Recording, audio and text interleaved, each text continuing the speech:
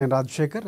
మహాసంగ్రామానికి మరొక సంగ్రామానికి green signal ఇచ్చింది కేంద్ర ఎన్నికల సంఘం. ప్రధానంగా మన జమ్మూ కాశ్మీర్ హర్యానా ఎన్నికల తర్వాత పూర్తిగా రాజకీయ సమీకరణాలు, ఎగ్జిట్ పోల్స్ ఏం జరగబోతున్నాయి, నేషనల్ లెవెల్లో చర్చ జరుగుతున్నటువంటి పరిస్థితి కనిపిస్తుంది. సో ఇప్పుడు ప్రస్తుతం జార్ఖండ్కు సంబంధించి, మహారాష్ట్రకు సంబంధించి షెడ్యూల్ విడుదలైంది.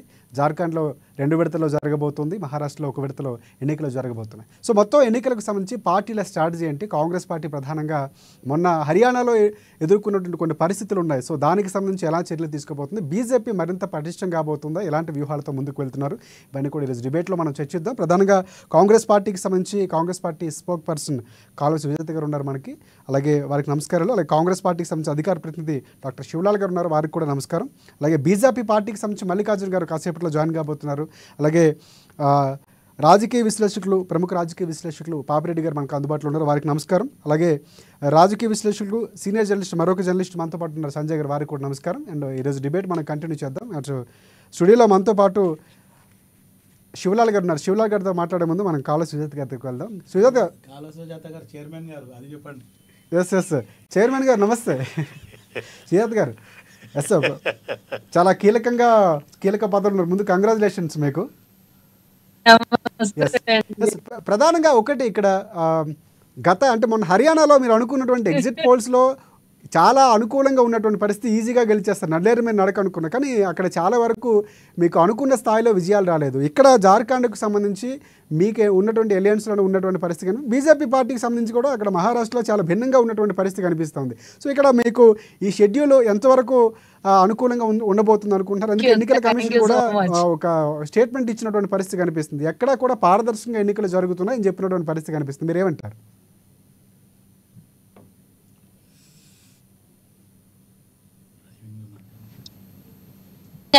అమ్మా న్యూస్ పార్టిసిపెంట్స్ కి మీకు భారతదేశంలో పట్టి ఓటర్లను గాని లేదా వాళ్ళ కార్యకర్తల్ని గాని వాళ్ళ నాయకుల్ని నమ్ముకొని పనిచేయట్లేదు, ఈవీఎంలను నమ్ముకొని పనిచేస్తున్నది అనడానికి నిదర్శనం మొన్న హర్యానాలో జరిగినటువంటి ప్రతి ఒక్క ఎగ్జిట్ పోల్ కాంగ్రెస్ కి పూర్తి స్థాయిలో అంటే సంబరాలు చేసుకునే విధంగా కూడా ముందు ఎగ్జిట్ పోల్స్ అండ్ అక్కడ జరిగినటువంటి ఎందుకంటే గతంలో మనం చాలా చూసాం.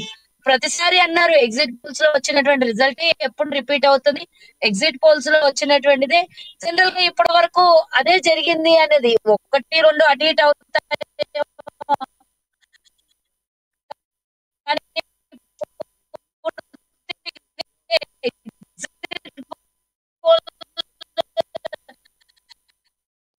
గెలుపుని ఓటమి గెలుపుగా ఎక్కడ కూడా. ఎస్ శివలాల్ గారు చెప్పండి. అంటే కాంగ్రెస్ పార్టీ చాలా వ్యూహాత్మకంగా ముందుకు వెళుతుంది ఎక్కడా కూడా, సో తగ్గకుండా. ఎందుకంటే భారత జోడో యాత్ర తర్వాత, భారత న్యాయ యాత్ర తర్వాత పుంజుకున్నటువంటి పరిస్థితి కనిపిస్తుంది. బీజేపీ గ్రాఫ్ కానీ మీ గ్రాఫ్ కానీ రివర్స్లో ఉంది, అంటే అవరోహణ అంటారు కదా, సో అక్కడ తగ్గుతుంది, మీకు పెరుగుతున్నటువంటి పరిస్థితి. సో ఇక్కడ ఈ ఎన్నికలకు సంబంధించినటువంటి 2 షెడ్యూల్లో జార్ఖండ్ జరగబోతుంది. అక్కడ ఉన్నటువంటి పరిస్థితులు అనుకూలంగా ఉండబోతున్నాయి. ఎందుకంటే అక్కడ కూడా సో మీకున్నటువంటి ఇండియా కూటమిలో భాగస్వామిగా ఉన్నటువంటి పార్టీ అక్కడ అధికారంలో ఉన్నటువంటి పరిస్థితి కనిపిస్తుంది. సో ఎలా ఉండబోతున్నాయి అంటారు? ముందుగా అమ్మా న్యూస్ ప్రేక్షకులకు, మీకు ప్యానెల్లోని వారికి నమస్కారం. ఒకటి ఏమంటే, కాంగ్రెస్ పార్టీ ఏదైతే 10 సంవత్సరాల కింద ఉన్న పరిస్థితి ఈరోజు కాంగ్రెస్ పార్టీకి లేదు. కాంగ్రెస్ పార్టీ ఆల్రెడీ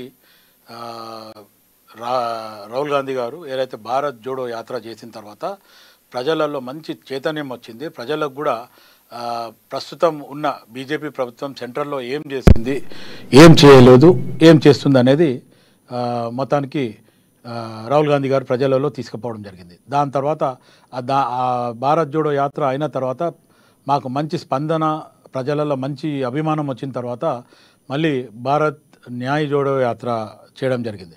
ఆ దిశగానే మాకు కర్ణాటకలో కానీ ఇటు మన తెలంగాణలో కానీ కాంగ్రెస్ పార్టీ అధికారంలోకి రావడం జరిగింది. సో మొన్న హర్యానాలో జరిగిన దెబ్బ ఏంటంటే, కాంగ్రెస్ పార్టీ ఇంకో కొంచెం షార్ప్గా ఉండాల్సింది. ఎందుకంటే బీజేపీ ప్రభుత్వం ఏం చేసిందంటే మొత్తానికి ఏదైతే ఇండివిజువల్లను కూడా, ఏదైతే ఇండిపెండెంట్ ఎవరైతే నిలబడినరో వాళ్ళను కూడా ప్రోత్సహించి కాంగ్రెస్ పార్టీ ఓట్లు చీల్చే దగ్గర అక్కడ ప్రాబ్లం అయింది. ఒక 10 సీట్ల మటుకు 5,000 ఓట్లతో కాంగ్రెస్ పార్టీ ఓడిపోవడం జరిగింది. అదే కాకుండా ఆప్తోని కాంగ్రెస్ పార్టీ కనుక ఆ పొత్తుల సంబంధం ఒక్క సీటు దగ్గర తేడా వచ్చి కొంచెం ఆగింది, కానీ ఆ తేడా కనుక ఆలోచించకుండా ఆప్తో కూడా పొత్తు ఉంటే ఈరోజు హర్యానా కూడా కాంగ్రెస్ పార్టీ కైవశం చేసుకునేది. ఎందుకంటే ఒక 5,000 ఓట్లతోని 10 మంది ఓడిపోయినారంటే అది పెద్ద తేడా అనేది కాదు. మొత్తానికి ఓవరాల్గా బీజేపీకి కానీ ఇటు బీజేపీ కూటమి కానీ కాంగ్రెస్కి సంబంధించిన దాంట్లో మొత్తానికి టోటల్ పోల్లో ఒక 2 లక్షల చిల్లర ఓట్లే అక్కడ తేడా ఉన్నాయి.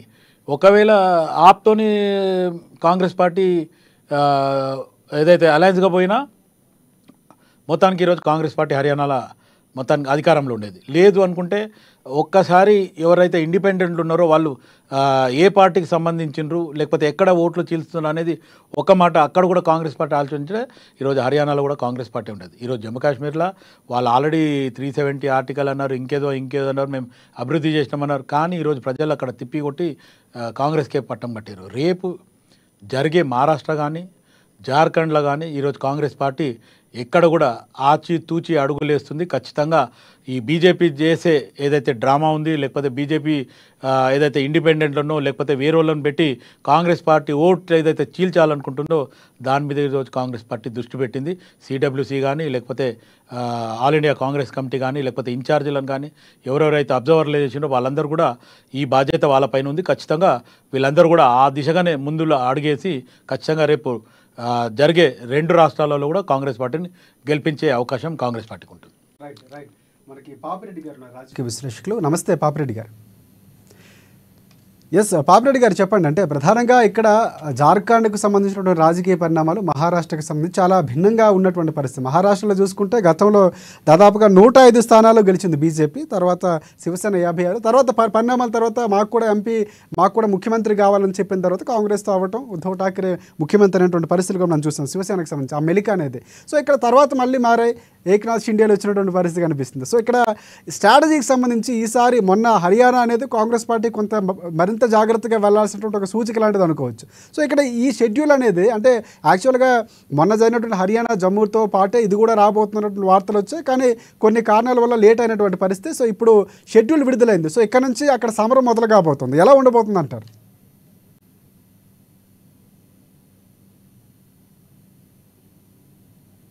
ఇప్పుడు ఇవాళ ఎన్నికల నోటిఫికేషన్ వచ్చింది.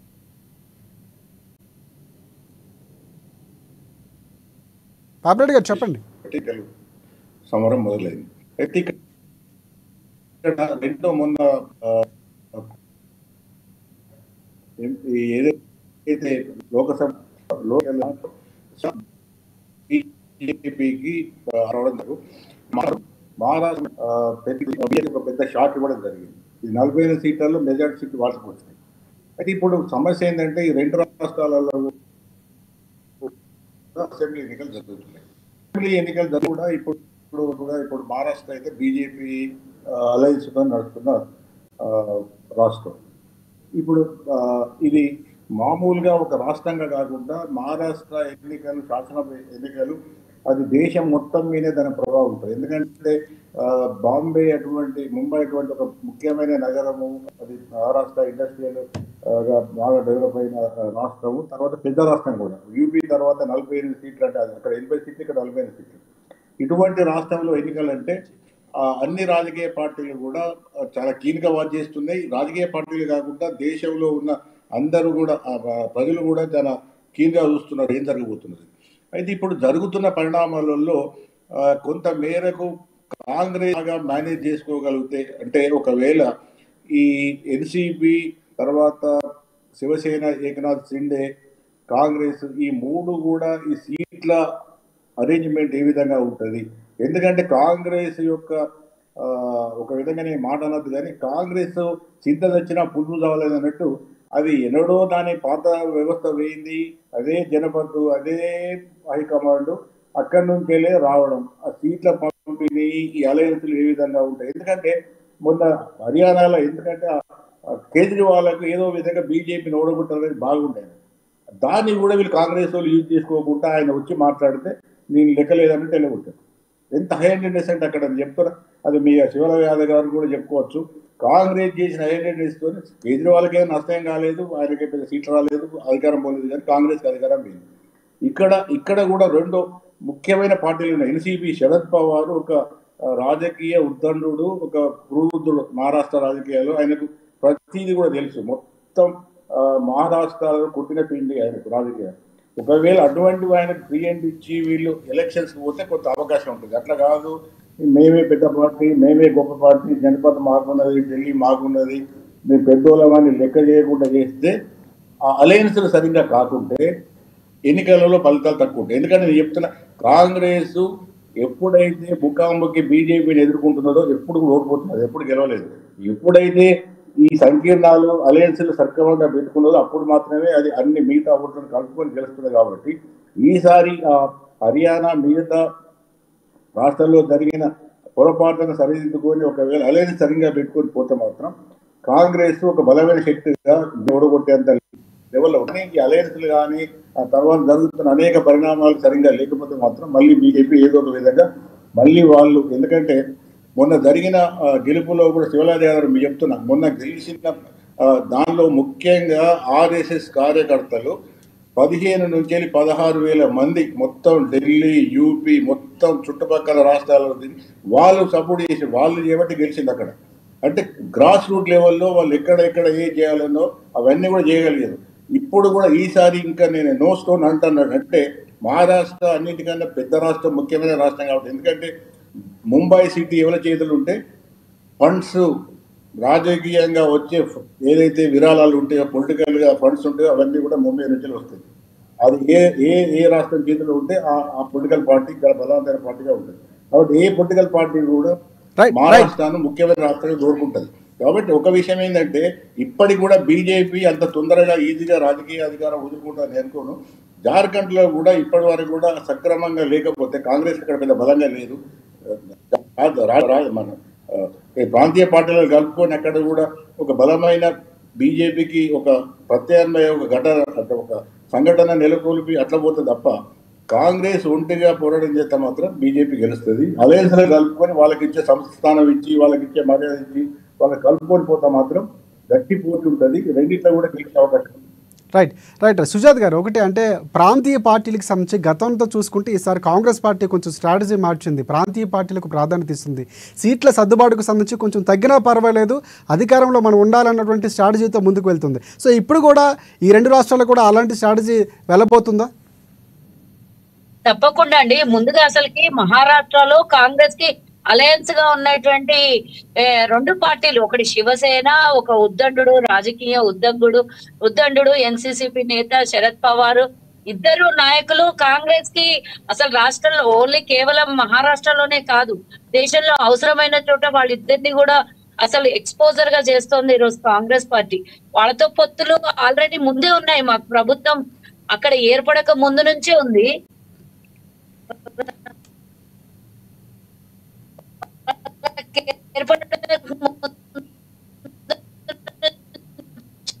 ఉన్నాయి. వాళ్ళ మీద చాలా సింపతి ఉంది. ఎందుకోసం అనంటే మోసం అన్యాయం చేసి ఆయన దగ్గర నుంచి ఆయన పదవితో పాటు ఆయన గుర్తును కూడా లాక్కున్నటువంటి విషయం అక్కడ ఉన్నటువంటి చాలా మంది, అంటే మహారాష్ట్రలో ఉన్నటువంటి ఓటర్లందరూ, అంటే జనాలందరికీ కూడా ఒక సింపతి అనేది చాలా పెద్ద ఎత్తున ఉంది. అన్యాయం చేశారు, మోసం చేశారు, నమ్ముకున్న పార్టీలో తన సొంత కుటుంబ సభ్యుడే వెళ్ళి అక్కడ బీజేపీలో కలిసి కావాలని మోసం చేసినటువంటి విషయం మనకు అందరికీ తెలిసిందే. కాబట్టి ఈసారి చాలా తగు జాగ్రత్తలతో ఉంటారు ఇద్దరు పెద్ద నేతలే. అటు శివసేన ఇటు ఎన్సీసీ ఈవెన్ మన శరద్ పవార్ గారు ఇద్దరు కూడా కాంగ్రెస్ కి పట్టుకొమ్మల్లాగా ఉన్నటువంటి వాళ్ళు ఇప్పుడు. కాబట్టి వాళ్ళతో కలిసి పొత్తులో వెళ్తాను తప్పించి ఇండివిజువల్ గా కాంగ్రెస్ ఎక్కడ కూడా ఆచితూచి అడిగిలేస్తే తప్పించి ఎక్కడ పొరపాటు జరగదు. ఇందాక సోదరులు బాగా చెప్పారు, అక్కడ మొన్న జరిగినటువంటి చిన్న పొరపాటు వల్ల హర్యానాలో మనం ఓడిపోయి ఉండొచ్చు. ఎందుకంటే అదొక మాకు లెసన్. ఇవన్నీ కలిసి ఒక్కసారి ఎలక్షన్లు వచ్చింటే ఎక్కడైనా చిన్న మిస్టేక్ జరిగితే రేపు పొద్దున ఎవరికి కూడా జవాబుదారీగా ఉండకపోయేది. ఇప్పుడు హర్యానాలో జరిగినటువంటి చిన్న ఇన్సిడెంట్ వల్ల చాలా అలర్ట్ అయ్యింది పార్టీ. ఎందుకంటే మనం ఎక్కడైనా పొరపాటు చేశామా, ఎక్కడైనా వాళ్ళకు అన్నెసెసరీ అవకాశం ఇచ్చామా అనే ఒక ఆరోపణలు కూడా వస్తున్నాయి. కాబట్టి ఆ జాగ్రత్తలు, తగు జాగ్రత్తలు కాంగ్రెస్ పార్టీ తీసుకొని ముందుకెళ్తుంది. రాహుల్ గాంధీ గారు కూడా రివ్యూ మీటింగ్ లో డైరెక్ట్ అదే చెప్పారు, చాలా జాగ్రత్తగా ఉండాలి, మీరు పని చేయలేదని కాదు ఇంకో మాట మాట్లాడొద్దని రాహుల్ గాంధీ గారు సీరియస్ గా హర్యానాలో ఉన్నటువంటి అభ్యర్థులకు అందరికి కూడా చెప్పినట్టు మాకు వచ్చినటువంటి సమాచారము. కాబట్టి చాలా సీరియస్ గానే ఉంది. హర్యానాలో ఓటమి కూడా ఎంత 0.2%, 0.02% ఓటమితో మేము ఓడిపోయాం అక్కడ. వాళ్లకు మాకు ఓట్లలో పెద్ద తేడా లేదు, సీట్లలో కొంచెం తేడా వచ్చి మేము ఓడిపోవడం జరిగింది. కానీ నిజంగానే సోదరుడు అన్నప్పుడు కాస్త కలిసికట్టుగానో లేకపోతే ఆర్ఎస్ఎస్ విధ్వంసాన్నో మనం కొంచెం పసిగట్టి వాళ్ళు చేస్తున్నటువంటి ట్యాంపరింగో లేకపోతే మనకు వచ్చినటువంటి అంటే బ్యాలెట్ ఓటింగ్ లో వచ్చినటువంటి ఓటును చూసుకుంటే మనం ఎక్కడ అజాగ్రత్త పడ్డామా లేకపోతే వాళ్ళు జాగ్రత్త పడి గెలిచారా అనేది చాలా ఇంపార్టెంట్. లోపల తీసుకో చాలా ఇంపార్టెంట్ ఇది. దీన్ని ఈసారి చాలా కమిటీ కూడా ఆచితూచి వేశారు. ఏఐసిసి లెవెల్లో కమిటీ ఇందాకనే విడుదలయ్యింది. ఇన్ఛార్జీలుగా గానీ కోఆర్డినేటర్లుగా గానీ చాలా ఆచితూచి అడుగులేస్తుంది. లాస్ట్ టైం పనిచేసిన దానికంటే ఎక్కువగా దేశంలో ఉన్నటువంటి ఏఐసిసి సభ్యులందరినీ కూడా పెద్ద వాళ్ళని బాగా జాగ్రత్తగా పనిచేసే వాళ్ళని కూడా కమిటీ మెంబర్లను వేసింది. కాంగ్రెస్ పార్టీ చాలా జాగ్రత్తగా ఉంటదని మాత్రం నేను అనుకుంటున్నా. ఇంకో నెల ఎలక్షన్స్ ఉన్నాయి కాబట్టి అందరం కూడా వెళ్ళి కష్టపడి కాంగ్రెస్ పార్టీని అధికారంలోకి తీసుకొని రావడానికి 100% పనిచేస్తాం అనేది మాత్రము. ఎందుకంటే ఒక చిన్న మిస్టేక్ జరిగింది, ఆ మిస్టేక్ మళ్ళీ జరగొద్దు అనేది ఉంటది కదా. కాబట్టి డెఫినెట్ అంటే కాంగ్రెస్ పార్టీ చాలా జాగ్రత్తగా వెళ్లాల్సిన సమయం అని హెచ్చరిక. ఎస్, ఒక హెచ్చరిక లాగా మొన్న జరిగినటువంటి హర్యానా ఎన్నికలు తీసుకున్నారు, ముందుకు వెళ్తున్నారు. అండ్ రైట్, మళ్ళీ మీ దగ్గరికి వస్తాం మేడం. మనకి సంజయ్ గారు ఉన్నారు. ఎస్ ఎస్ ఎస్ సుజాత్ గారు మళ్ళీ దగ్గరికి వస్తాను. రెండో డిబేట్ అండి న్యూస్ 360లో కూడా నన్ను కోట్లను పెట్టిండ్రు, ఈ రోజు మిమ్మల్ని నన్ను పెట్టిండ్రు. అంటే కాంగ్రెస్ ఇద్దరిద్దరు నాయకులు మాట్లాడితే ఆనందంగా ఉన్నట్టుంది ప్రాతినిధ్యం అనుకుందాం. ఎస్, సంజయ్ గారు మీరు చెప్పండి. రైట్, సంజయ్ గారు మీరు చెప్పండి. అంటే ప్రధానంగా ఇక్కడ ఉన్నటువంటి సమీకరణాలు చూసుకుంటే కాంగ్రెస్ పార్టీ బీజేపీ అయినట్టుగా ఉంది. కానీ కాంగ్రెస్ పార్టీ ఈసారి ప్రాంతీయ పార్టీలకు ఇవ్వాల్సిన ప్రాధాన్యతనిస్తూనే ఇక్కడ ఒక చాలా వ్యూహాత్మకంగా వెళ్ళే ప్రయత్నం చేస్తుంది. బీజేపీ పార్టీ ఇప్పుడు మనం జరిగినటువంటి మన ఎంపీ ఎన్నికల్లో కానీ లేకపోతే ఇప్పుడు జరుగుతున్న ఎన్నికల్లో కానీ చాలా వరకు కూడా కొన్ని పరాభావన మూట కట్టుకుంటుంది. హర్యానాలో మరొకసారి రావగలిగింది అంటే కొన్ని వ్యూహాలు అక్కడ కాంగ్రెస్ పార్టీ వైఫల్యం కూడా కనిపిస్తుంది. రైట్ రైట్ రైట్ చెప్పండి, మీరు దానికి సంబంధించినటువంటి ఎలా ఉండే అవకాశం కనిపిస్తుంది ఈ రెండు రాష్ట్రాలకు సంబంధించి? సంజయ్ గారు. మహారాష్ట్రలో ఒకటి ఎన్ని కూటమిలు వచ్చినా కూడా ఒకటి బీజేపీకి విజయం అనేది అంత ఈజీ ఏం కాదు అనేది స్పష్టమైంది. మొన్న జరిగిన లోక్సభ ఎన్నికల ద్వారా బీజేపీకి ఈసారి మళ్ళీ అధికారంలోకి రావాలని అనుకోవటం అనేది చాలా కష్టం అనేది స్పష్టంగా అర్థమవుతుంది. అదేవిధంగా ఇప్పుడు జరగబోయే ఎలక్షన్స్ లో కూడా ఆటోమేటిక్ ఏదైతే కూటమిలు ఉన్నాయో, ఏదైతే అలయన్స్లు ఉన్నాయో, అలయన్స్ అన్ని కూడా ఎంత కలిసికట్టుగా పనిచేసినా కానీ బీజేపీ ఉండే అలయన్స్ల మీద అంత నమ్మకము ఉన్నదని చెప్పుకోలేము. ఓటర్లలో అంత నమ్మకం లేదని నేను చెప్పగలను. ఎందుకంటే ఒక అభద్రతా భావం ఎప్పుడు కూడా మహారాష్ట్రలో బీజేపీ ఎప్పుడు అలయన్స్ లేకుండా అది హిందుత్వ ఎజెండాను హిందుత్వ పార్టీలతో మమేకమై ప్రభుత్వాన్ని ఏర్పాటు చేసిన చరిత్ర మహారాష్ట్రలో లేదు. ఎందుకంటే కాంగ్రెస్ కి ఆరంభం నుంచి కాంగ్రెస్ కు ఉన్న చరిత్రను చూస్తే బీజేపీకి అయితే ఎప్పుడు కూడా ఇతర పార్టీల మీద ఆధారపడి హిందుత్వ పార్టీల మీద ఆధారపడి అధికారంలోకి వచ్చిన చరిత్ర ఉంది తప్ప ఎప్పుడు కూడా సింగిల్ గా ప్రభుత్వాన్ని ఏర్పాటు చేసిన చరిత్ర అయితే లేదు. ఇందులో ఒకటి ఇప్పుడు గతంలో కూడా ఏదైతే జరిగిందో ఉద్ధవ్ ఠాక్రే సీఎం గా ఎన్నికైన తర్వాత కూడా అక్కడ జరిగింది వ్యతిరేకతతోని అయితే ఇండియన్ తీసుకొచ్చేసి మళ్ళీ ముఖ్యమంత్రి చేయడం అనేది ఒకటి వెన్నుపోటు అన్నట్టుగానే ఉంటుంది. ఎందుకంటే ఒక పార్టీకి ఏది పాల్ ఠాక్రే లాంటి ఒక నాయకుడు ఏర్పాటు చేసిన పార్టీని ఏర్పాటు చేసిన పార్టీ నుంచి శివసేన పార్టీ నుంచి వెన్నుపోటు పొడిచి రావడం అనేది ఆటోమేటిక్ గా షిండేకి అటువంటి ఒక ఏదైతే ఓటర్ల నుంచి అటువంటి వ్యతిరేకత అనేది మాత్రం గ్యారంటీకి ఈసారి వస్తుందని మనం అనుకోవచ్చు. ఎందుకంటే లోక్సభ ఎన్నికల్లో అది క్లియర్ గా తెలిసిపోతుంది. అదే ఎన్సీపీలో కూడా ఉద్దండుడైన శరద్ పవార్ లాంటి నాయకుల నుంచి కూడా కొంత తమ్ముడే మళ్ళీ బీజేపీకి మద్దతు ఇవ్వటం, అది కాకుండా పదవి కోసం పార్టీలు మారటం, అది కాకుండా పార్టీలు బీజేపీకి మద్దతు ఇచ్చి బీజేపీ ప్రభుత్వంలో తను కూడా చేరటం అనేది కూడా ఇవన్నీ కూడా ప్రజలు గమనిస్తున్నారు. మహారాష్ట్రలో 288 సీట్లు ఉంటే అక్కడ కూడా ఒక విషయాన్ని మనం గ్రహించాలి. దాంట్లో దాదాపు 54 సీట్ల వరకు కూడా ఎస్సీలు ఉన్నారు. అది కూడా ఎక్కడంటే 2 ఏరియాల్లో ఎక్కువ ఉంటారు. నార్త్ మహారాష్ట్రలో ఉన్నారు, అదే విధంగా మరక్వాడ ఆ ప్రాంతాల్లో ఎక్కువ ఎస్టీస్ ఎక్కువ ఉంటారు. అంటే 54 సీట్లు ఓన్లీ ఎస్టీసే ఉన్నారు. దాంట్లో కూడా ఎలా ఉంటారంటే మహారాష్ట్రలో ఎస్టీలు కానీ ఎస్టీలు కానీ హిందుత్వవాదానికి మద్దతిచ్చే విధంగా ఎన్నికల్లో వెళ్లారనేది ఒక వాదన ఉంది అక్కడ. దానికి ఇప్పుడు కాంగ్రెస్ పార్టీ ముందే మేల్కోవడం వల్ల హర్యానాలో జరిగిన ఒక దెబ్బని తీసుకొని స్వీకరించి ఈసారి ఇటువంటి పొరపాటు జరగకూడదని చెప్పేసి కాంగ్రెస్ పార్టీ ముందే నోటిఫికేషన్ అనౌన్స్ చేయకముందే ఈ రోజే ఒక ఎన్నికల పరిశీలకులను కూడా అనౌన్స్ చేయడం జరిగింది. ఎందుకంటే ఈసారి కూటమిగా వెళ్ళినా కానీ మహా వికాస్ అఘానీ కూటమి నుంచి స్ట్రాంగ్ గా వెళ్లాలన్న ఉద్దేశంతో ఈసారి ఉద్ధవ్ ఠాక్రేతో పాటు ఆటోమేటిక్ గా ఎన్సీపీ సంజయ్ గారు లాంటి వాళ్ళు వెళ్తున్న పరిస్థితి ప్రస్తుతం ఉంది. సంజయ్ గారు మనకి బీజేపీ నుంచి మల్లికార్జున గారు ఉన్నారు. మళ్ళీ మీ దగ్గరికి వస్తారు. మల్లికార్జున గారు నమస్తే. రైట్, మల్లికార్జున గారు చెప్పండి. ప్రధానంగా అంటే మహారాష్ట్రకు సంబంధించి కానీ జార్ఖండ్కు సంబంధించి ఎన్నికల షెడ్యూల్ వచ్చింది. కాంగ్రెస్ పార్టీ ఇప్పటికే దానికి సంబంధించినటువంటి ప్రయత్నాలు మొదలు పెడుతుంది. అంటే దానికి సంబంధించి వ్యూహాత్మకంగా వెళ్లే ప్రయత్నం చేస్తుంది. బీజేపీ పార్టీకి సంబంధించి కొంచెం వ్యతిరేక పవనాలు ఉన్నటువంటి వార్తలు వస్తున్నాయి. సో దానికి సంబంధించి మీరు ఎలా ఎదుర్కోబోతున్నారు? మీ వ్యూహాలు ఏంటి? సార్ నమస్తే సార్. డిబేట్ లో పాల్గొన్నటువంటి పెద్దలందరికీ నమస్కారాలు. సో ఇందాక నేను డిబేట్ లో కూడా చూశాను. ఐ థింక్ కాంగ్రెస్ నుంచి కల్వ సుజాత అక్క గారు పాల్గొన్నట్టున్నారు. అలాగే అనలిస్ట్ సంజయ్ కుమార్ గారు మాట్లాడుతుంటే నేను విన్నాను.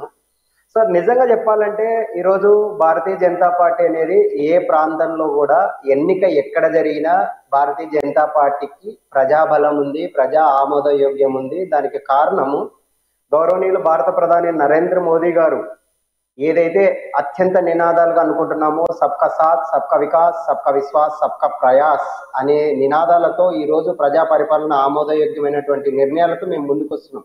ఇందాక సంజయ్ గారు ఒక మాట అన్నారు, భారతీయ జనతా పార్టీ మహారాష్ట్ర ఎన్నికల్లో ఎప్పుడు చూసుకున్నా the one and only largest biggest winnowing 40 seats మాకు వచ్చాయి సార్.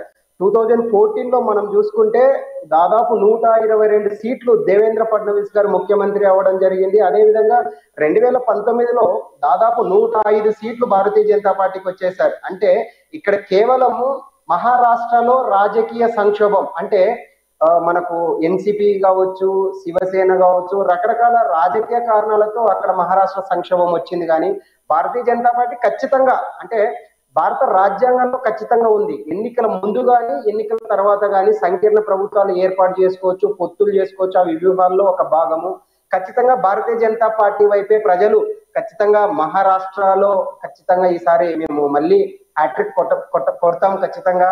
అదేవిధంగా గతంలో జార్ఖండ్ లో కూడా ఈ భారతీయ జనతా పార్టీ పాగా వేస్తుంది ఖచ్చితంగా. ఇప్పుడే మనం చూసాము కేంద్ర ఎన్నికల సంఘం సిఇఓ మనకు రాజీవ్ కుమార్ గారు కూడా స్పష్టంగా పేర్కొనడం జరిగింది. ఈ రోజు జమ్మూ కాశ్మీర్ హర్యానా ఎన్నికల్లో కూడా ప్రత్యక్షంగా ప్రజలు భయభ్రాంతులకు గురి కాకుండా స్వచ్ఛ ఓటు వేశారంటే ఈ రోజు ఎన్నికల కమిషన్ అనేది ఒక అటానమస్ బాడీ ఆ విధంగానే పనిచేస్తుందని చెప్పేసి ప్రతి ఒక్కరు గర్వంగా ఫీల్ అయ్యారు. ఈ రోజు ఒకటే చెప్తున్నాను సార్, కాంగ్రెస్ అలియన్స్ లో ఉన్నటువంటి ఇండి కూటమి యొక్క ఒకటే విద్వేషం, ఒకటే భావన ఏంటంటే ఎలాగైనా గౌరవనీయులు మోదీ గారికి మల్లికార్జున గారు వినిపిస్తుందా? మల్లికార్జున గారు సార్ వినిపిస్తుంది. ఈవీఎంలకు సంబంధించి ప్రధానంగా మీపై ఆరోపణలు వస్తున్నాయి. కాంగ్రెస్ పార్టీ నేతలు కానీ లేకపోతే కొంతమంది ప్రజల్లో కూడా ఈవీఎంలకు సంబంధించి బీజేపీ పార్టీకి అనుకూలంగా ఉందా అన్నట్టు అనుమానాలు క్రియేట్ చేస్తున్నాయి. మొన్న ఏపీకి సంబంధించి ముఖ్యమంత్రి కూడా హర్యానాలో జరిగినటువంటి రిజల్ట్స్కి సంబంధించి కూడా ఆయన కూడా స్పందించారు. సో ఈ పరిణామాలు కూడా కొంతవరకు ఈసీ క్లారిటీ ఇచ్చే ప్రయత్నం చేసింది. కానీ బీజేపీ పార్టీకి సంబంధించి అనుకూలంగా ఉన్నాయన్నటువంటి వార్తలు వెళ్తున్నాయి. ఎందుకు ఇలాంటి వార్తలు స్ప్రెడ్ అవుతున్నాయి అంటారు?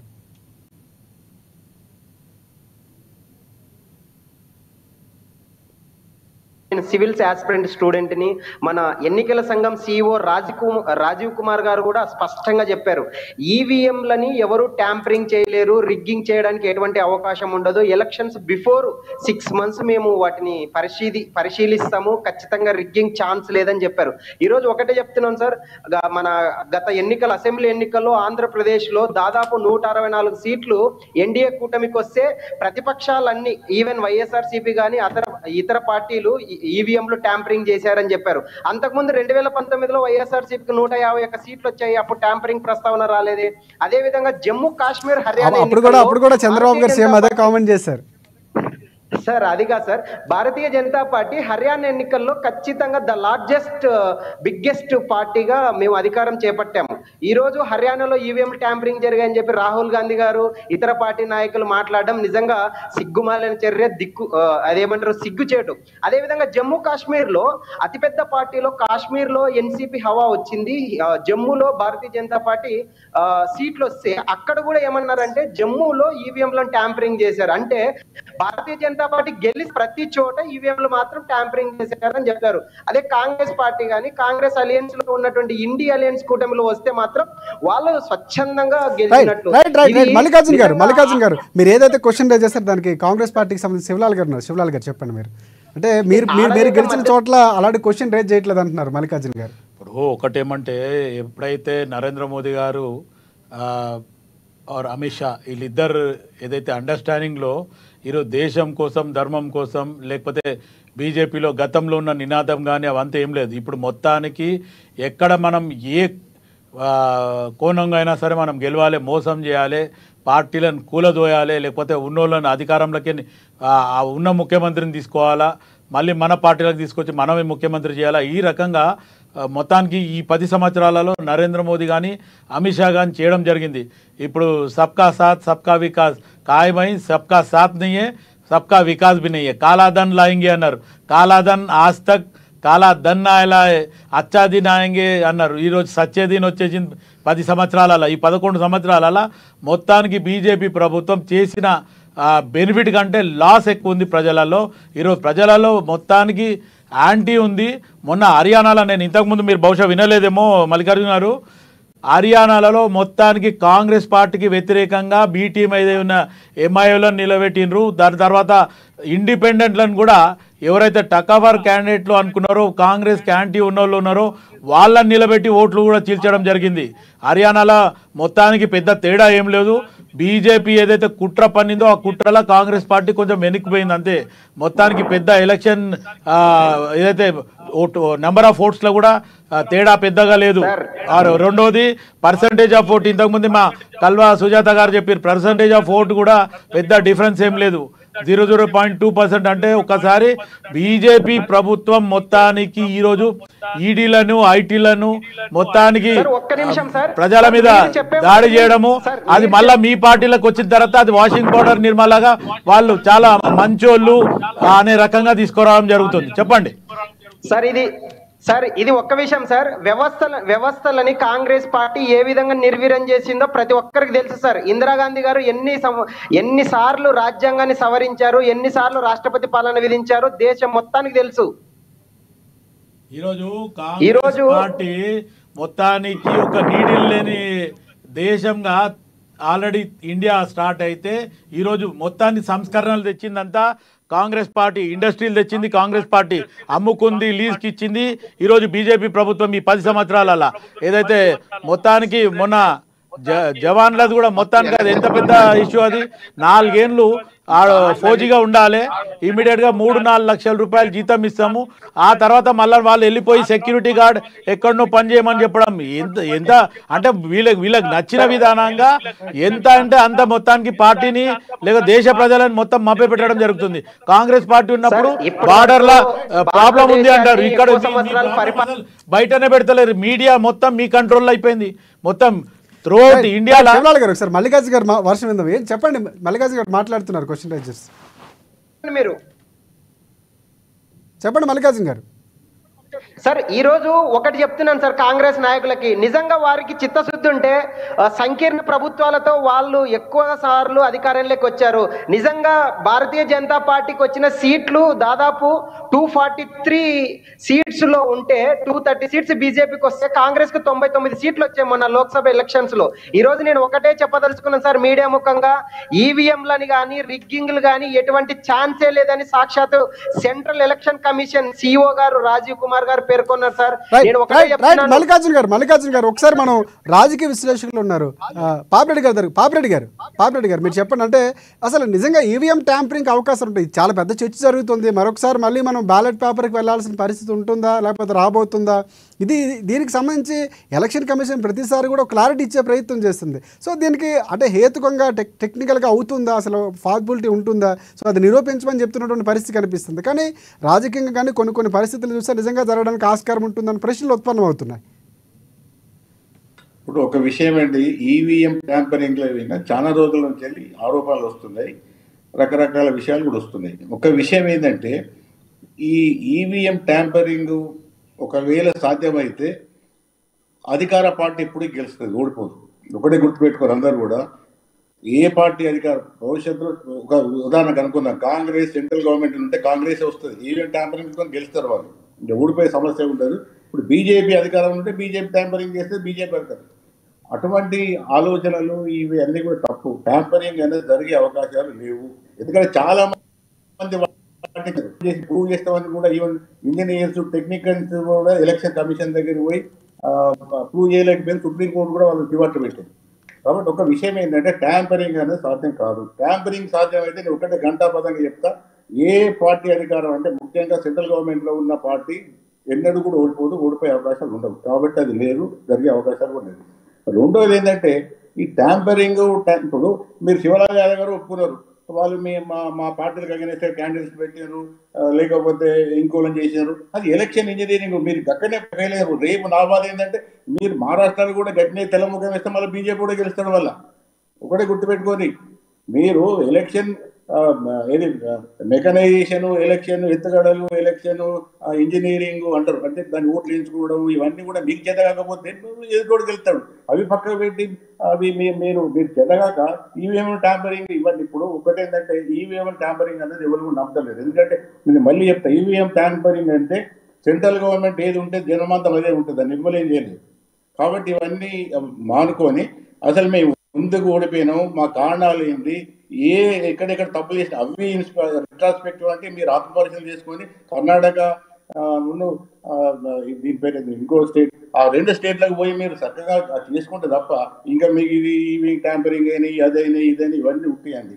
ఇవన్నీ కూడా ఏంటంటే ఆడలేక మధ్యలో ఏదో సరిగా లేదన్నట్టు ఉంటుంది. కానీ ఇవి ఎవరు జనాలు కూడా ఎవరు నమ్మలేరు. ఇంతవరకు సుప్రీంకోర్టు ముందరికే పోయి ఫెయిల్ అయింది కదా, ప్రూవ్ చేయాలి. మరి ఎట్లయింది, ఎట్లా ట్యాంపరింగ్ అయింది, ఎవరు చేసాడు, ప్రూవ్ చేయాలి కదా, ఆరోపణలు సరిపోవు కదా. కాబట్టి పాపిరెడ్డి గారు ఒక నిమిషం మళ్ళీ సంజయ్ గారు మీరేమంటారు? అంటే ఈవీఎం ట్యాంపర్ ఇందాక మీరు క్వశ్చన్ కూడా రైజ్ చేస్తున్నారు, చెప్పండి. ఇప్పుడు యాక్చువల్ గా ఇక్కడ ఈవీఎం ట్యాంపరింగ్ల గురించో, లేకుంటే పార్టీల మీద విమర్శల గురించో, లేకుంటే ఏదో ఇది వ్యవస్థల నిర్వీర్యం గురించో కాదు ఇక్కడ డిస్కస్ జరిగేది. ఎన్నికలు జరుగుతున్నాయి మహారాష్ట్ర, జార్ఖండ్ లో. వారి బలాలు ఏమున్నాయి, వాళ్ళ బలాలకు అనుగుణంగా ఏ పార్టీలు ఎలా వెళ్తున్నాయి, ఎన్నికలకు వెళ్తున్నాయి, ఏ పార్టీలు వారికి ఉన్న అంచనాలు ఏంటి, వారికి ఉన్న ధీమా ఏంటి అనే దాని మీద డిస్కస్ జరగాలి. ఇప్పుడు మనం కొత్త డిస్కషన్ మొదలు పెట్టాము ఈవీఎంల ద్వారా. ఒక ఈవీఎం అనేది ఆల్రెడీ ఇందాక కూడా ఈసీ క్లియర్ కట్ గా చెప్పడం జరిగింది. ఆల్రెడీ మేము ఈవీఎం ట్యాంపరింగ్. కానీ సంజయ్ గారు, కాంగ్రెస్ పార్టీ ప్రధానంగా ఆరోపిస్తుంది, మొన్న అక్కడ బాంబులు వేసేటందుకు ఈవీఎంలు ట్యాంపరింగ్ చేయడానికి ఒక సిస్టమ్ ఉంది, కొన్ని కిలోమీటర్ల నుంచి చేసే ప్రయత్నం చేస్తుందని కాంగ్రెస్ పార్టీ ఆరోపిస్తుంది. సో ఇక్కడ మరి ఆరోపణలు అనేవి కూడా చాలా వరకు ప్యారా చేసుకోవాల్సిన అవసరం ఉంది. గారు చెప్పారు ఇందాక ఏంటంటే, ఇప్పుడు 2019 లో వైసీపీ ఏపీలో వైసీపీ గెలిచిందని 151 సీట్లు గెలిచిందని అంటే అప్పుడు ఎందుకు అనలేదు అని అన్నారు. అదే 2014లో కూడా ఈవీఎంలు, 2019లో చంద్రబాబు నాయుడు గారు అదే మాట అన్నారు.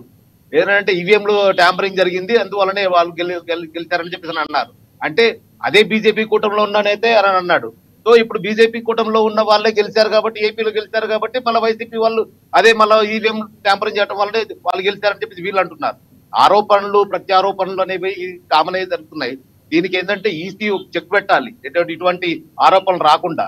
ఎందుకంటే ఏది ఆరోపణలు వచ్చాయో వాటి మీద ఒక స్పష్టమైన క్లారిటీ ఇవ్వాల్సిన అవసరం, బాధ్యత ఈసీ మీద ఉంటుంది. కానీ ఆ బాధ్యత నుంచి తప్పించుకునే ధోరణిలో ఈసీ ఉన్నట్లుగా తెలుస్తుంది. ఎందుకంటే ఇప్పుడు ఏపీలో జరిగిన విషయాల్లో కూడా చూస్తే ఆటోమేటిక్ గా కొన్ని ఏరియాస్ లో ఒక క్యాండిడేట్ ఓటు పర్సంటేజ్, అది ఓటు పోలైన పర్సంటేజ్ కి రిజల్ట్ లో వచ్చిన ఓటు సంఖ్యకి తేడాలు ఉన్నాయి. మరి అది ఎలా వచ్చాయని, అడిషనల్ ఓట్లు ఎలా వచ్చాయనే దానికి ఎక్కడి నుంచి కూడా సమాధానం లేకుండా పోయింది.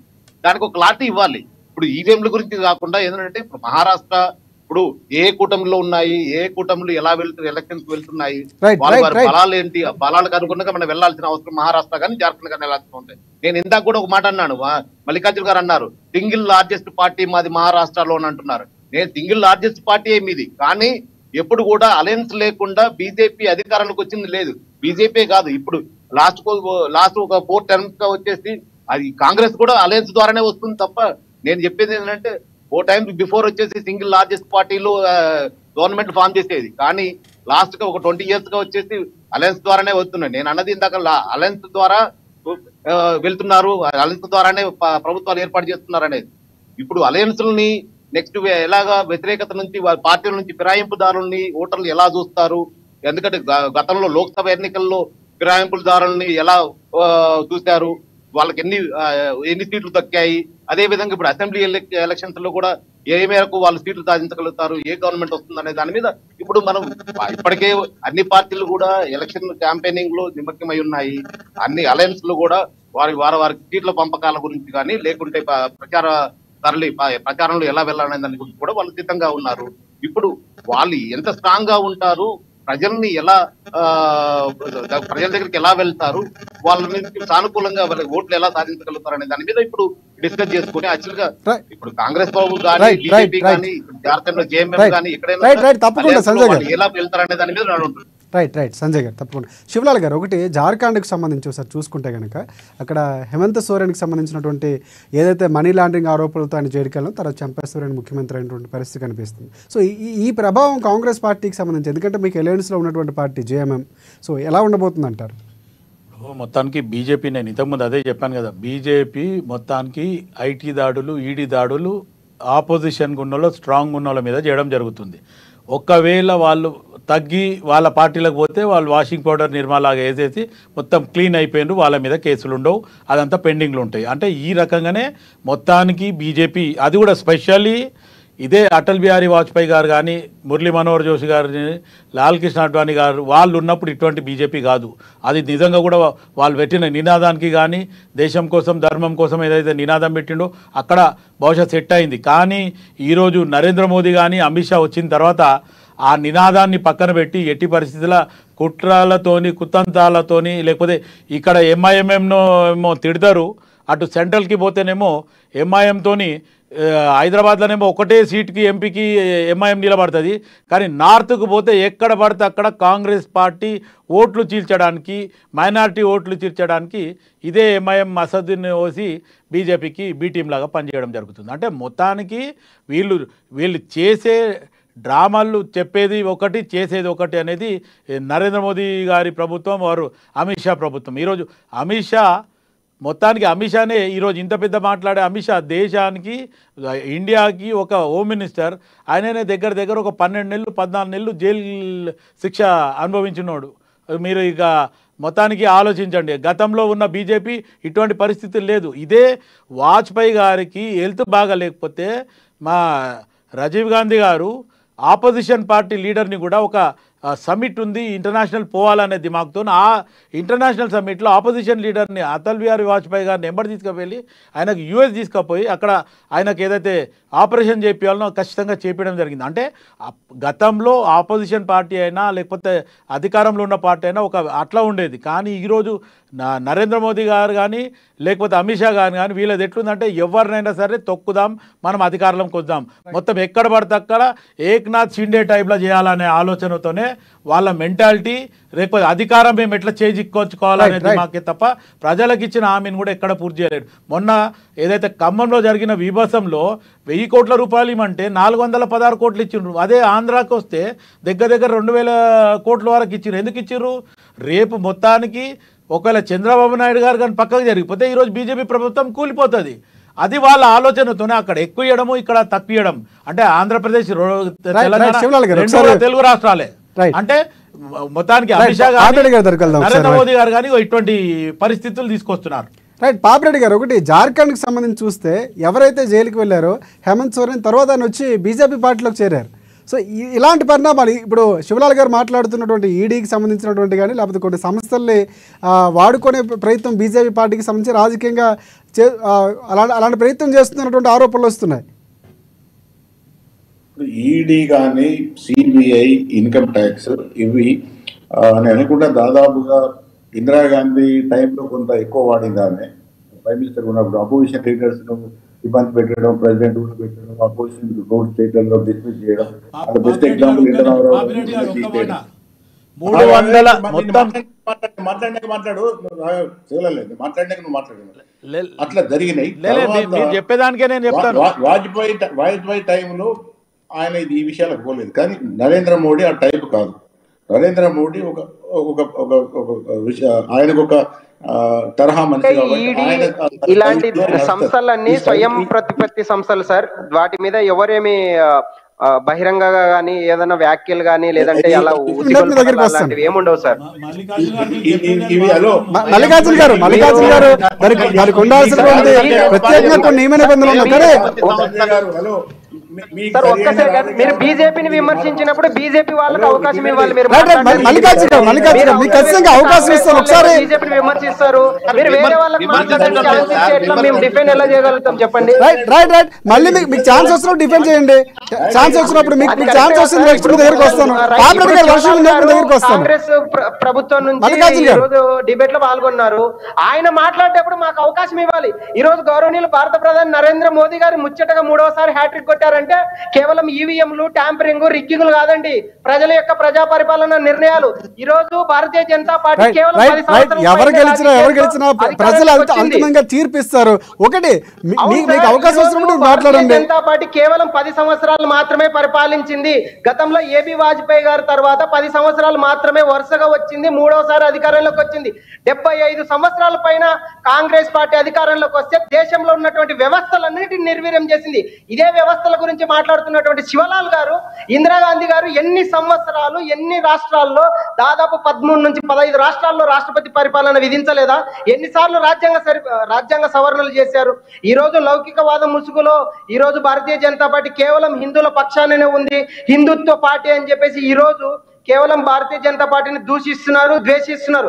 ఈ రోజు ఒకటే చెప్తున్నాం సార్, మహారాష్ట్రలో కూడా ఎందుకు సింగిల్ లార్జెస్ట్ పార్టీగా భారతీయ జనతా పార్టీ అధికారంలోకి ఎందుకు వచ్చిందంటే ఈ రోజు మహారాష్ట్రలో డెవలప్మెంట్, అర్బన్ డెవలప్మెంట్ కావచ్చు, లేదంటే రకరకాల డెవలప్మెంట్ పరంగా ఏక్నాథ్ షిండే ఎక్కడికైనా వచ్చిండండి. ఏక్నాథ్ షిండే ఎక్కడికైనా వచ్చిండు. ఈ రోజు మీరు అన్నది ఏక్నాథ్ షిండే ఎక్కడికైనా వచ్చిండు. నా పేరు డాక్టర్ శివ్ కుమార్ లాల్, అందరు శివలాల్ అంటుండ్రు. ఓకే, కానీ మీరు ఒక్కసారి ఏక్నాథ్ షిండే ఎక్కడికి తీసుకొచ్చింది బీజేపీ ప్రభుత్వం? డిఫెక్షన్ లా ఒకటి తీసుకొచ్చారు, ఖచ్చితంగా మేము హర్షిస్తున్నాం.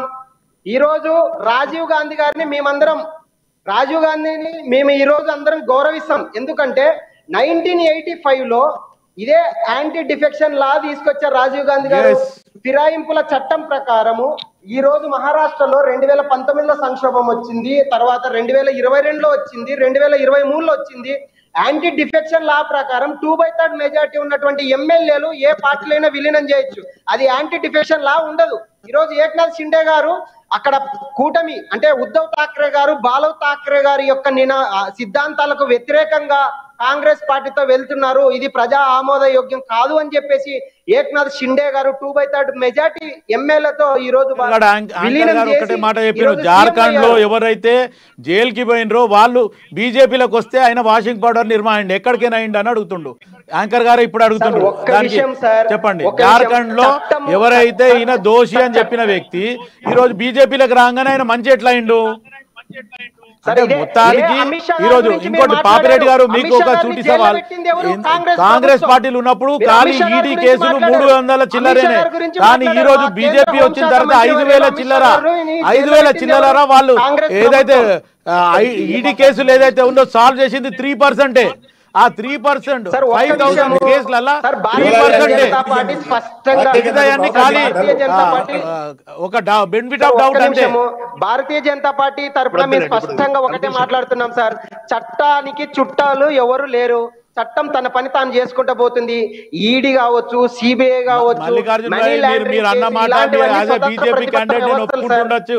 దేశం కోసం ధర్మం కోసం అనే బీజేపీ కాదు ఇప్పుడు ఉన్నది నరేంద్ర మోదీ, అమిత్ షా ప్రభుత్వం. వీళ్ళు ఏదైనా చేయడానికి వెనుకపోరు. మొత్తానికి పరిస్థితి అది. సార్, ఒక్క చెప్పేది ఒక విషయము. మాట, చేసేది ఒక మాట. ఇదే నరేంద్ర మోదీ కాలాధన్ లాయింగే అన్నాడు. ఒక్కొక్కరు అకౌంట్ లో 15,000 రూపాయలు వేస్తాను, 15 లక్షల రూపాయలు వేస్తాను. అందులో zero balance black account money తెరిపించిండు. issue ఎక్కడ లో పోయింది ఎక్కువ మంది జీరో లిస్టులో బ్యాలెన్స్ ఉండేది అకౌంట్ లో కాంగ్రెస్ ఎంతమందిని ప్రభుత్వానికి సంబంధించిన తెరిపించిండు? లీడర్లే సార్. మీకు ఏదైతే తెలుసా జన్ already? ధన్ అన్నారు, మీరు ఎందుకు జన్ మాట్లాడరు దాని గురించి దందాన్ మరి? గిర్తా అన్నారు. ఎక్కడ దందాన్ గిరింది? మీరు ఆలోచించండి. సార్, ఒక్క జన్ విషయం దందాన్ గిర్తా అన్నాడు. ఎక్కడ పడింది? మీరు మాట్లాడండి. సర్జంలో ఉన్నటువంటి వ్యవస్థలన్నిటిని నిర్వీర్యం చేసి అవినీతి మయం చేసి అవినీతి పరిపాలన కొనసాగించింది కాంగ్రెస్ ప్రభుత్వము. ఈ రోజు కాంగ్రెస్ ప్రభుత్వంలో ఉన్నటువంటి బడా నేతలు మాత్రమే ఈ రోజు మన స్విస్ బ్యాంకుల్లో ఉన్నటువంటి లిస్ట్ లో కాంగ్రెస్ ప్రభుత్వం మల్లికార్జున గారు చివరిగా ఏం చెప్తారు? రెండు రాష్ట్రాల్లో ఖచ్చితంగా బీజేపీ పార్టీ రాబోతుందంటారా? ఎందుకు చేశాం సార్? రైట్ రైట్ సార్, ఒకటి సార్, ఈ రోజు నల్లధనాన్ని నియంత్రించాలనే ఉద్దేశంతోనే ఉగ్రవాదాన్ని, నక్సలిజాన్ని తగ్గించాలనే ఉద్దేశంతోనే మల్లికార్జున గారు కంక్లూడ్ చేయండి. శివలాల్ గారు చెప్పిన వాటికి ప్రతిదానికి నేను ఎక్స్ప్లెయిన్ చేస్తున్నా సార్. దేశంలో పాకిస్తాన్ ప్రేరిత ఉగ్రవాదాన్ని, బ్లాక్ మనీని అరికట్టడం కోసం డిజిటల్ మానిటేషన్ తీసుకొచ్చారు. ఈ డిజిటల్ మానిటేషన్ వ్యవస్థలో భాగంగానే ఈరోజు దేశంలో నల్లధనాన్ని అరికట్టగలిగాము, ఎంతో కొంత బ్లాక్ మనీని అరికట్టగలిగాము, దొంగ నోట్ల మార్పిడిని అరికట్టగలిగాము. ఇదంతా ప్రజా పరిపాలన వ్యవస్థలో కానీ ఒకటే మల్లికార్జున గారు పూర్తిగా పరిస్థితిలో బీజేపీ పార్టీకి అనుకూలంగా మీరు 400 సీట్లు అన్నారు, కానీ 400 వచ్చినటువంటి పరిస్థితి లేదు. మీరు ఎలియన్స్ తో మళ్ళీ సో ఇక్కడ ఇంకొకటి ప్రధానంగా 2 రాష్ట్రాలకు సంబంధించి ఎలాంటి ఫలితాలు రాబోతున్నాయని మీరు ఆశిస్తున్నారు? చివరిగా చెప్పండి, కంక్లూడ్ చేయండి, సమయం తక్కువ ఉంది మనకి. సార్ ఖచ్చితంగా శివలాల్ గారు ఒక్క సెకండ్. ఈ రోజు మహారాష్ట్రలో దాదాపు 288 సీట్స్ లో మెజారిటీ రావాలంటే దాదాపు 145 రావాలి. గతంలో మాకు 2014లో 122 వచ్చాయి, 2019లో 105 వచ్చాయి. ఖచ్చితంగా 2024లో అంతకు మించి సీట్లతో మేము అధికారం వైపు దూసుకెళ్తాం. అదే విధంగా జార్ఖండ్ తీసుకుంటే దాదాపు 81 సీట్లతో 41 సీట్లు మెజారిటీ రావాలి. గతంలో 2014లో చూసుకుంటే మాకు 37 సీట్లతో రఘుబర్ దేశ్ గారు ముఖ్యమంత్రులుగా ఉన్నారు. 2019లో మాకు వచ్చిన సీట్లు 25, అదే జేఎంఎంకి వచ్చిన సీట్లు 35, కేవలం 5 సీట్లు మాత్రమే తేడా. ఖచ్చితంగా 2024లో జార్ఖండ్ లో కూడా మాకు సీట్లు ఖచ్చితంగా పెరుగుతాయి. ఖచ్చితంగా జార్ఖండ్ మహారాష్ట్రలో మేము ఖచ్చితంగా అధికారం వైపుగా అడుగులు వేస్తాం సార్. రైట్ పాపిరెడ్డి గారు చెప్పండి. మీరు ఇప్పుడు వాళ్ళు ఒక ప్రధానమైన సమస్య ఈడీ, ఇన్కమ్ ట్యాక్స్, లేకపోతే సిబిఐ, ఇవన్నీ కూడా ఒకటి.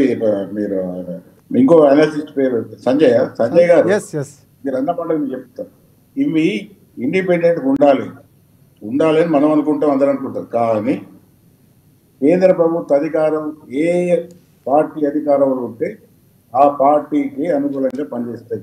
అది ఇందిరాగాంధీ ఇప్పుడు ఎందుకు ఇంటరావరం పీకేయలేదా? మనం చూసినాం కదా, మన అందరి ముందర ఇంటరావరం పీకేషన్ కనబడతారు కదా. గవర్నర్ పట్టేసుకున్నది గవర్నర్ ఒక సెంట్రల్ గవర్నమెంట్ ఏజెంట్, గవర్నర్ పట్టుకొని తీసేసింది. అంటే నేను ఇక్కడ కాంగ్రెస్ బీజేపీ అంటలేదు, కేంద్ర ప్రభుత్వంలో ఏ పార్టీ అధికారం, ఇది మనం అనలిస్ట్ గా మాట్లాడాలి. శివలాల్ యాదవ్ ఇంకో పిల్లగాడు మల్లికార్జున మాట్లాడింది మనకు సంబంధం లేదు. ఎందుకంటే కేంద్ర ప్రభుత్వంలో ఉన్న పార్టీకి అధికార పార్టీ అంటే అధికారం దానికే ఉంటుంది. అది అన్ని సంస్థలు దాని ఎందుకంటే దాని చీఫ్ లో అపాయింట్ అనుకుంటుంది. అదేదో వాళ్ళు పూర్తిగా ఇండిపెండెంట్ గా పనిచేస్తారు. ఆ సెంట్రల్ గవర్నమెంట్ కంట్రోల్ లేదు. ఇప్పుడు బీజేపీ గవర్నమెంట్ ఆయన మల్లికార్జున ఎన్ని అనుకున్నా కూడా బ్రహ్మాండంగా ఈ ఈడీని, సిబిఐని, ఇన్కమ్ ట్యాక్స్ ను బ్రహ్మాండంగా అపోజిషన్ రాష్ట్రాల మీద అపోజిషన్ నాయకులు వాడుతున్నారు. అంతకుముందు ఇందిరాగాంధీ వాడింది, ఇప్పుడు వీళ్ళు వాడతారు, ఇద్దరు వాడతారు. ఇవ్వలేము, తక్కువేం కాదు. అక్కడ కాంగ్రెస్ తక్కువ చేయండి. కాబట్టి నేను ఫైనల్ గా చెప్పేది ఏంటంటే, ఇవాళ హిందూ రాష్ట్రాల్లో జరుగుతున్న ఎన్నికలలో కాంగ్రెస్ ఒకవేళ పొరపాటు చేయకుండా కాంగ్రెస్ తమ ఏది పెత్తందారితనాన్ని వదిలిపెట్టి అన్ని పార్టీలతో కలిసి ఒకవేళ శరద్ పవార్ ఫ్రీ హ్యాండ్ ఇచ్చి ఆయన ఎలక్షన్ ఇంజనీరింగ్ చేయమంటే ఒక ఫార్మిడేబుల్ కంబైన్ ఉంటుంది. బీజేపీని గట్టిగా ఎదుర్కొని గెలవడానికి అవకాశం ఉంటుంది. ఇప్పటికి కూడా బీజేపీ బలంగానే ఉంది. తర్వాత రెండో జార్ఖండ్ లో కూడా ఈ ఏదైతే ప్రస్తుత ప్రభుత్వం మీద తీవ్ర వ్యతిరేకత ఉన్నది కాబట్టి అది ఒకవేళ బీజేపీకి అనుకూలంగా మారితే మాత్రం బీజేపీకి లాభం అవుతుంది. దాన్ని తట్టుకొని ఒకవేళ ఈ అలయన్స్లు కాంగ్రెస్ అండ్ మిగతా పార్టీలు రీజనల్ పార్టీస్ అన్ని కూడా కలిసి గట్టి పోటీ ఇవ్వగలిగితే అక్కడ కూడా గట్టి పోటీ ఉంటుంది. రైట్. సంజయ్ గారు చివరిగా మీరు కంక్లూడ్ చేయండి. మహారాష్ట్ర, జార్ఖండ్ 2 ఎలక్షన్స్ లో కూడా ఎవరి అంచనాలు వాళ్ళకు ఉంటాయి, ఎవరి కూటమి బలాలు వాళ్ళకు ఉంటాయి. కానీ ఏంటంటే లోకల్ ఏదైతే ప్రజెంట్ గా లోకల్లో ఉన్న ఇష్యూస్ కానీ లేకుంటే ప్రజల్లో ఉండే ఏదైతే ప్రభుత్వాల పైన కానీ లేకుంటే ప్రతిపక్షాల పైన కానీ ఉండే వాళ్ళ అభిప్రాయాల మేరకే తదుపరి ప్రభుత్వాలు ఫామ్ చేయడానికి ఏ పార్టీలకి అనుకూలంగా అవుతుంది అనేది నిర్ణయించడం జరుగుతుంది. అర్థమైతే అన్ని పార్టీలన్నీ కూడా గంపగుత్తుగా వెళ్ళిపోతున్నాయి, ఏది ప్రచారాల్లోకి వెళ్ళిపోతున్నాయి, వేగంగా దూసుకెళ్ళిపోతున్నాయి. కాబట్టి ఆటోమేటిక్ గా ఇక్కడ ఎవరు వస్తారు ఎవరు పోతారు అనేది కనుకన్నా కూడా ప్రజల నాడి ఎలా ఉంటుంది, ప్రజా వ్యతిరేకత ఉందా, ప్రస్తుతం ఉన్న ప్రభుత్వాల మీద వ్యతిరేకత ఉందా లేకుంటే సానుకూలత ఉన్నదా అనేది మరి కొద్ది రోజుల్లో తెలిసిపోతుంది. కానీ ఏంటంటే అన్ని పార్టీలు కూడా తమ తమ కూటమిలో బలబలాన్ని పెంచుకొని వాళ్ళు గ్రౌండ్ లో వెళ్ళినప్పుడు ఆటోమేటిక్ తమ ప్రయోగాలని ఏంటంటే మనం ఎలా గెలవడానికి కావాల్సిన ప్రయోగాలని మనం ఆ గ్రౌండ్ లో వినియోగిస్తే ఆయా పార్టీలు అధికారంలోకి వస్తాయనేది నా అభిప్రాయం. రైట్. శివలాల్ గారు మీరు చెప్పండి, కంక్లూడ్ చేయండి.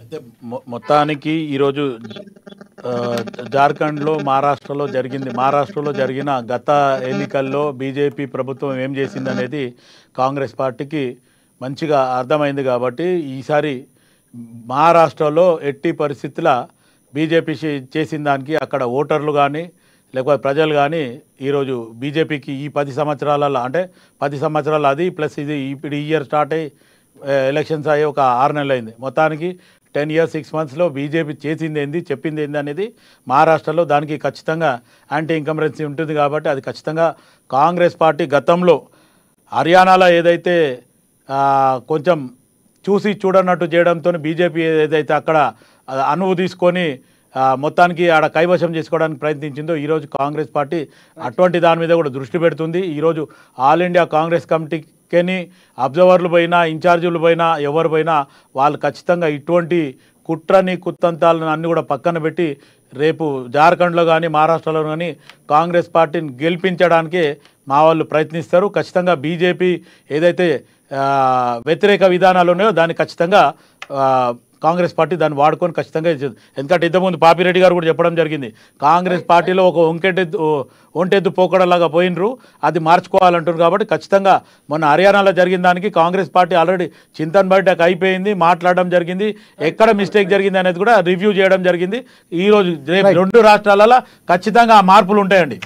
రైట్. మొత్తానికి కాంగ్రెస్ పార్టీ అయితే అధికారంలోకి వస్తుందనేది శివలాల్ గారు ధీమా వ్యక్తం చేస్తున్నారు. చూద్దాం, బీజేపీ పార్టీకి సంబంధించి కూడా చాలా స్ట్రాంగ్గా స్ట్రాటజీతో ముందుకు వెళ్తుంది. చూద్దాం, ఇక్కడ నుంచి ఉన్నటువంటి స్ట్రాటజీలు చాలా కీలకం కాబోతున్నాయి. ఎందుకంటే ఏ పార్టీ ఇక్కడ నుంచి పార్టీలో మార్పులు ఉండబోతున్నాయా, నాయకుల మార్పులు ఉండబోతున్నాయా, షెడ్యూల్ ప్రకటించిన తర్వాత ప్రజల్లాడి పట్టుకోవడంలో చాలా కీలకంగా 2 పార్టీలు ముందుకు వెళ్ళాలి. ఆ వ్యూహం ఎందుకంటే హర్యానాలో కాంగ్రెస్ పార్టీ కొంతవరకు తేరుకున్నటువంటి పరిస్థితి కనిపిస్తుంది. బీజేపీ పార్టీ కూడా ముందుకు వెళ్తాం ఎందుకంటే పరిస్థితులు కొంచెం అనుకూలంగా ఉన్నాయని మాట్లాడుతుంది. చూద్దాం, చివరి వరకు కూడా ఉత్కంఠంగానే కొనసాగుతుంది. ఇక్కడ నుంచి సమరానికి సంబంధించినటువంటి యుద్ధాలు పూర్తిగా ప్రణాళికలు ముందుకు వెళ్ళబోతున్నాయి. చూద్దాం ఎలా ఉండబోతుంది అనేది. ఇది ఇవాళ డిబేట్ పాయింట్. రేపటి డిబేట్ పాయింట్లో మళ్ళీ మనం కలుసుకుందాం. అంతవరకు చూస్తూనే ఉండండి ANN న్యూస్.